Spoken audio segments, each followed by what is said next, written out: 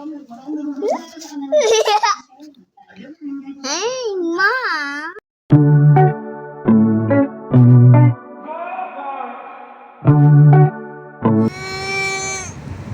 Hello everyone! Welcome back to our YouTube channel, GMG Fam! Today's vlog, nandito po kami sa Rosario, Pasig. Dito po sa Manila. Para po, yun po yung araw para po sa graduation po ng aking asawa. Dito po siya ma-held. Kaya po, nandito po kami ngayon. 9 po kami galing ng Cavite. Dumating po kami dito mga 12:30. Ngayon po, nagse-set up po sila para po sa demo po nila mamaya sa Zedro. Kung saan, andyan po yung lahat po sila. Ito po yung batch po nila. Batch maalam. Sa kinuha po nilang course na rescue technician po.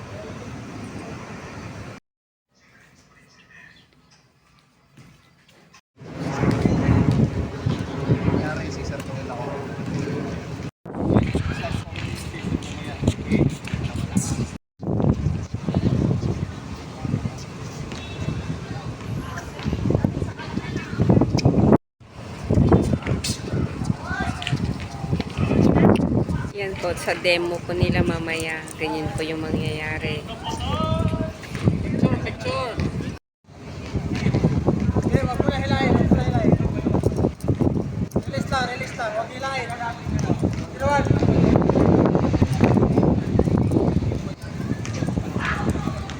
Ganyan po kapag mag-rescue po sila sa taas. Nasa taas po yung pasyente. Hindi po natin na nasa second floor po siya. Ganyan po yung gagawin po nila sa rescue. Pumadala po siya pababa. Yung pasyente. Ayan. Nirelease na po nila. Ayun yun. Mamaya,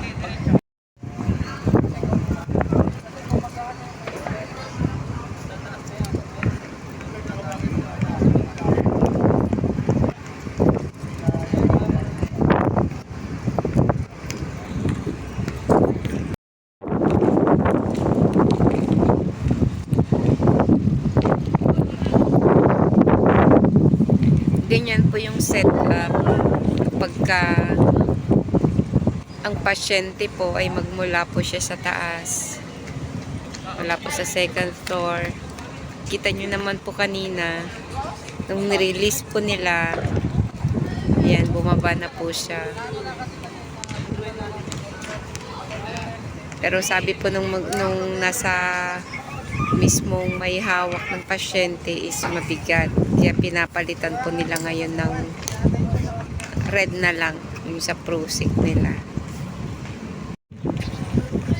Yan po, inuulit po nila ulit. Papunta po sa taas. Habang sila ay hihila ng masyado. Ayan, pataas po ng pataas. Kunwari, nasa taas po siya. Diba, baba po siya.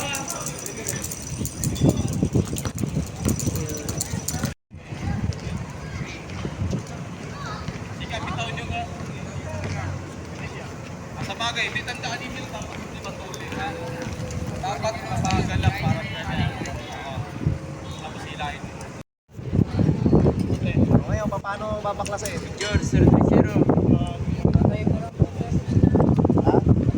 Pag tumayo ko siya, titilapan sa taas.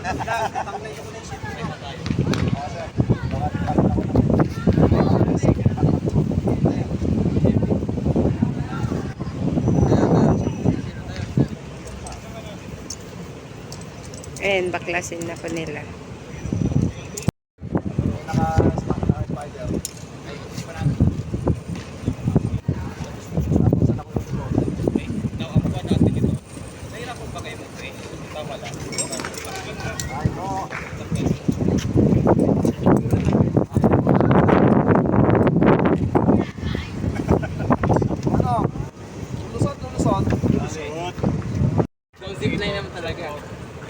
Ganyan na lang po yung setup para po hindi na po sila mahirapan mamaya. Tapos nilapit na lang po nila.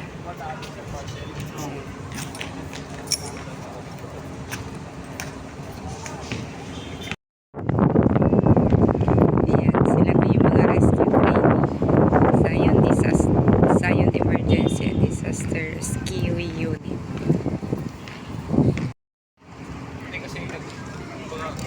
Yan po yung isa sa mga ide-demo po nila kanina. Isa sa mga inaral po nila sa course na kinuha po nila. Ito po yung rescue technician. Hindi po siya madali. Pero ika nga, kung meron ka talagang pagnanais na magserbisyo sa iba, wala pong imposible. Magagawan po nila ng paraan at magagawa po nila. Mula po nagsimula po itong organization po na to, ang ZDRU, since 2012, every year na po silang nagte-train para po magkaroon po ng mga rescue. Ganito komplikado yan. Pero, mababagal lang siya kasi nga, dahil kung mag-learn sila, hayaan na. Pero ngayon, pag masanay na yan, mabilis na yan. Yan ang goal ni Glenn, na makapagbilis siya ng mga ganyang gamit. Ayun, mga ganyang pormahan. Ay, ganyang karami ang bibilin mo. Tapos magkano ang isang kon lang? Alam mo sa isang karap pa lang yan. Yun nga, oo. Nasa 200, 300. Maraming salamat po sa panonood niyo po sa demo po nila. Dito ko na po siya puputulin. Iingat po sana kayong palagi. God bless you all. Bye-bye po.